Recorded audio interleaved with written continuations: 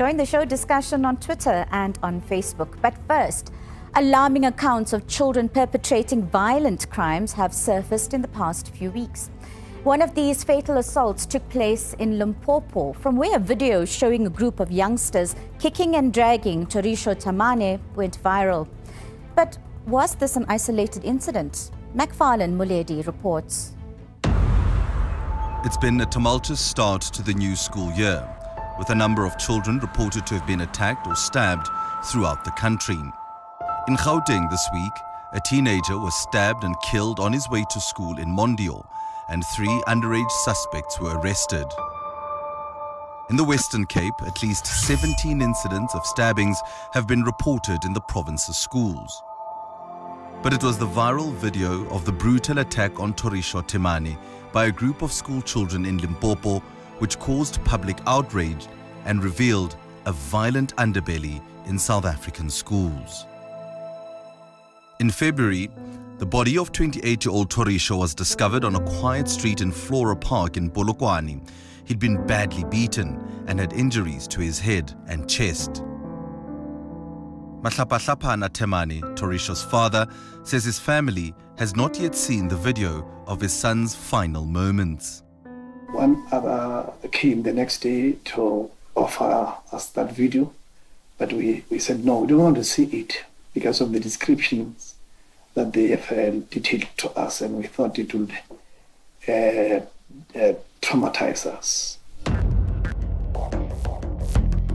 Thorisho's attackers allegedly call themselves the Madura Squad, a gang with adult members and others as young as 13.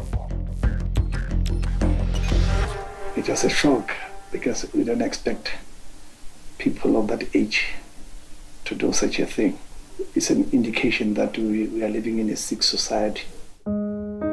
Hundreds gathered to bid Thorisho farewell in an emotional send-off a week later. The attack on Thorisho Themane was not the first by the Madura Squad, and some say had the police acted on earlier complaints about the gang, he might still be alive today. Investigative journalist for the Polokwane Observer, 𝗀𝗶𝗵𝗶, says in January, the paper received a video showing an early attack by the gang on an unidentified victim. The only thing that came with it was a warning or an alert on concerns that if the gang is not stopped, this might turn into somebody being killed. Thorisho was killed a month later. Shortly thereafter, social media alerted police to a video of yet another early assault by the gang. In the video, a young man runs to safety in a nearby minibus, but the boys chasing him drag him out and start kicking him. I think they quickly responded in arresting the suspects in Thorisho's case. But I don't think there were a lot of effort from them in the previous case. This mother's identity is hidden to protect her teenage son. She says in December last year, her son was stabbed by a gang member who happens to be the son of a former policeman. A lady called me that she's calling from the hospital, that my son is at the hospital. The boy stabbed him with a knife right next to the lungs. I just say, my God, it's in your hand. To my surprise, the suspect has opened a case against my son, that my son stabbed his finger. Her son was arrested and released later on the same day without explanation, and no arrests were made in connection with his attack. She heard about Thorisho's murder from her son. He told me that it was that boy who stabbed him that killed the person. So it's now the same boy that has killed Thorisho? Yes. And I remember telling my that if you do not do anything to this boy will kill somebody. In the 2 weeks that followed Thorisho's murder, 10 suspects were arrested, including teenagers aged between 13 and 16. Formerly known as Pietersburg, the capital of the Limpopo province changed its name to Polokwane, which means place of safety. The Flora Park suburb in which Thorisho grew up and eventually lost his life is a few minutes away from the Polokwane city centre. It is home to a middle-class community and is littered with a number of former Model C schools, which some of his attackers attended. 2 decades after the name change, residents say they do not feel safe. But when these things have started now with these young boys, it's very traumatic for everyone to walk at night. The Madura squad has a strong social media presence and members often flash wads of cash and booze on their pages.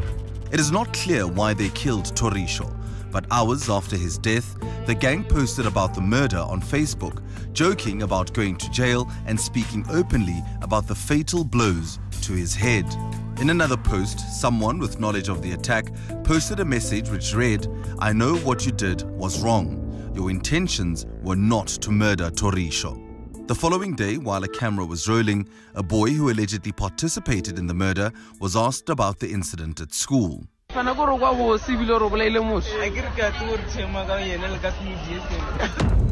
The boy in the video is 15-year-old son of a retired police officer. He is a grade 9 pupil at a local school. In other reports, the father denied the implication that he is above the law. 𝗬𝗶𝗶𝘶 of the South African Men's Forum says, when in a gang, boys do things that they wouldn't normally do on their own. So it is this, a deep sense of wanting to belong, a sense that, look, I want to be seen that I am also part of the mainstream. That's the main reason why boys would get involved in things that ordinarily they would not get themselves involved in. Botha says children from middle-class families are often thought to be fragile by those from underprivileged backgrounds, and some resort to violence to show a tough side. They don't want to be seen as your cheese boys. I may be in this prestigious school.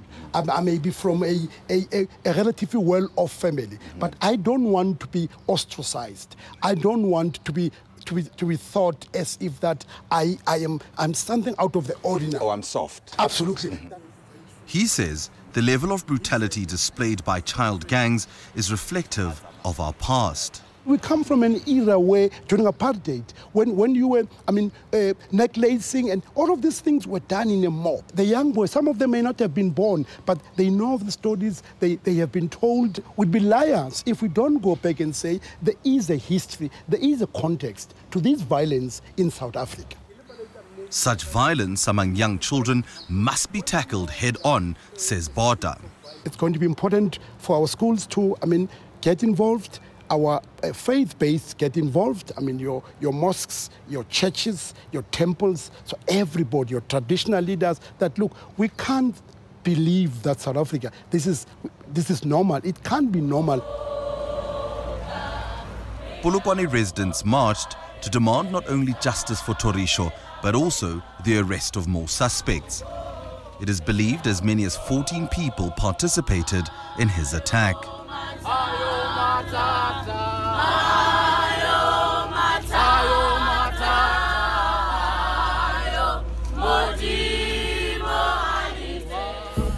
But SAPS General 𝗀𝗁𝗃𝗀𝗃 is satisfied with the progress of the investigation and says the community was instrumental in the arrests. We are working very well with our community members. Those are the very ones who has led us to the arrest of all the suspects in this case. 𝗀𝗁𝗃𝗀𝗃 denied allegations that the police dragged their feet on earlier complaints against the gang, particularly in the case involving the policeman's son. I understand that there was a case that has been opened. It was an assault GBH. The investigation is still on. The son of that policeman has been arrested. He's also in custody as we are talking now. Parents of the victims of the Madura squad say it is now up to the courts to mete out justice for the gruesome attacks on their children. We could have taught them to kill, except us parents.